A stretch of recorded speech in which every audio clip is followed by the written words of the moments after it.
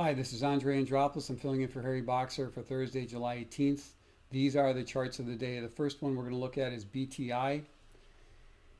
The stock gapped at the open on a breakout, found a base about 37.70 here through trendline resistance, stayed above it, stayed above support, was a little bit volatile early on, moved into a falling wedge here, popped, broke out, flagged, broke out, stair step higher, ran into a little resistance here, backed off profit taking, found some support, and then again buyer stepped in, pushed the stock higher, reached a session high of 39.24.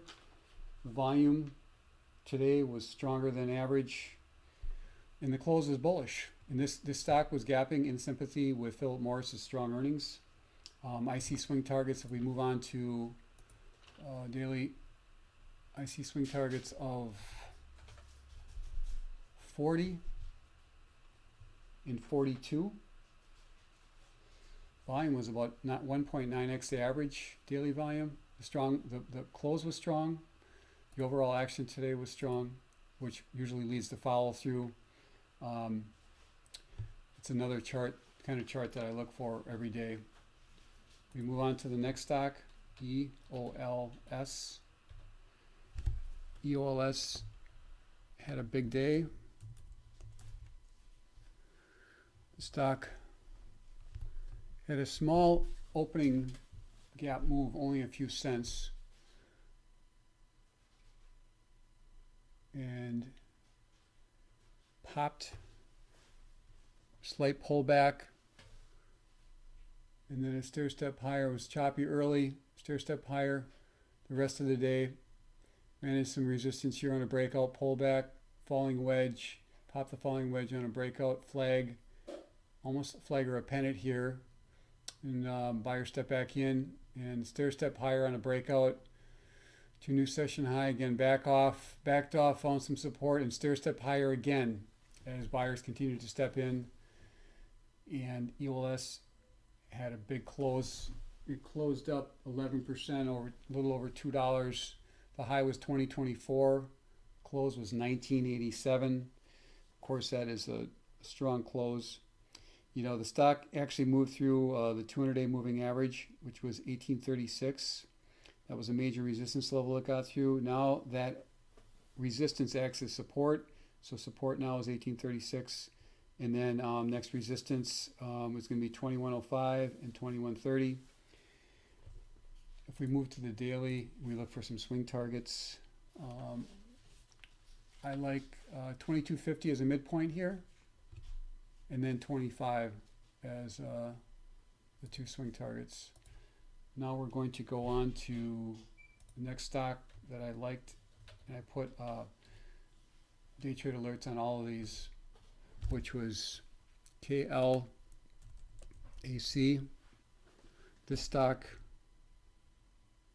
the opening gap basically was flat, but it was flat, and then there was volume that eventually came in.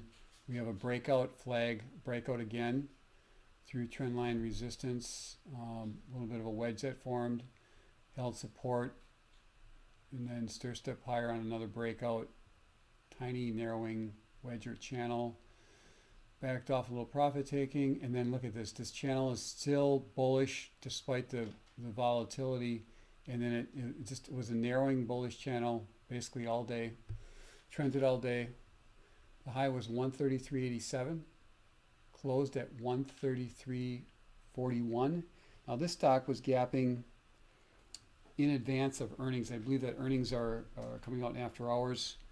We're going to move to the daily for swing targets, and I see swing targets once this opens up of I'm going to say 135, which would be like a midpoint. Another midpoint would be 137.50 and 140. Those are realistic swing targets. Volume today was strong, was 1.5x the average daily volume. This is another stock similar to the others in terms that the patterns were a little bit different, but the trading action in general was bullish and the closes were bullish. The next stock was Philip Morris, and this is a stock that beat earnings and raised their outlook. This is the stock that actually caused BTI to be up in sympathy with it. Now, Philip Morris had a breakaway gap today. It was confirmed with very strong volume. Stock opening gap, breakaway gap, I'm sorry, and then stair-step higher, move through trendline resistance. We have another breakout here, pull back, pop the falling wedge, stair-step higher, backs off a little profit taking, but again, bulls were still in control. Buyer step back in, and we have a narrowing, rising, bullish channel that just continues to move higher. Session high was 89.45, and I would have expected this profit taking, and then there was kind of a slow, steady decline as institutions were locking in profits. The close was still bullish. Volume was 2.6x the average daily volume, and if we go to the daily, I'm going to give swing targets of, well, first resistance would be 89.45 from today's high. So that's initial target. Gets back through that target. Then I'm going to say 90, midpoint here, 92.50 and 95 would be my swing targets.